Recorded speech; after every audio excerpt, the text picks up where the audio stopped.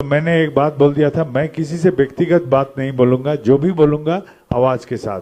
तो मैं जो बोलूंगा वो आप लोग ग्रहण कर लीजिएगा यदि आपसे संभव है, और बाकी यदि आपको पसंद हुआ तो भी उसको अपने जीवन में उतारने का कोशिश कीजिए, नहीं तो छोड़ दीजिएगा।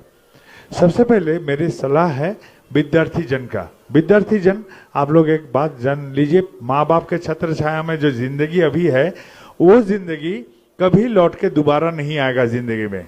क्यों? माँ बाप का छत्र छाया में हम लोग को पेट का चिंता नहीं करना पड़ता है, सर में छत का चिंता नहीं करना पड़ता है।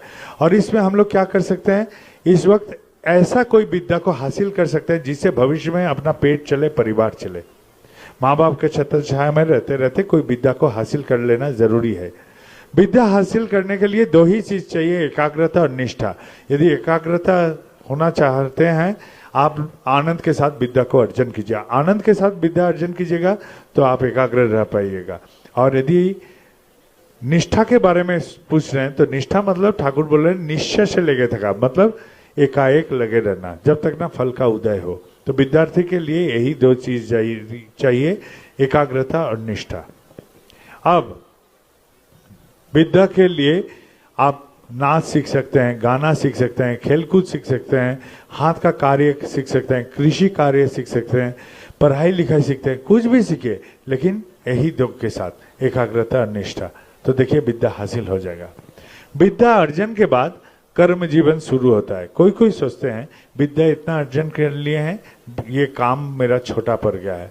तो मैं बोलूं, ये है सीढ़ी का पायदान जिसमें पैर रख के दूसरा सीढ़ी का तलाश करना चाहिए। दो तला में चढ़ने के लिए कोई कूद के नहीं चढ़ता है, सीढ़ी पर पैर रखते रखते हम लोग आगे की ओर बढ़ते हैं। सीढ़ी का पहला पायदान, उसके बाद दूसरा, दूसरा से तीसरा, तीसरा से चौथा, ऐसा करके हम आगे बढ़ते हैं अपना मंजिल यदि दो तला है वहां के लिए।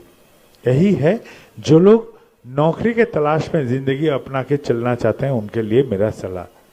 जो लोग व्यवसाय करना चाहते हैं उनके लिए मेरा सलाह है व्यवसाय का पंचनिधि। ये पंचनिधि आप जान के रखिए, जाने में हो अनजाने में हो, दुनिया के जितने सारे व्यवसायी हैं उनको पालन करना ही पड़ता है।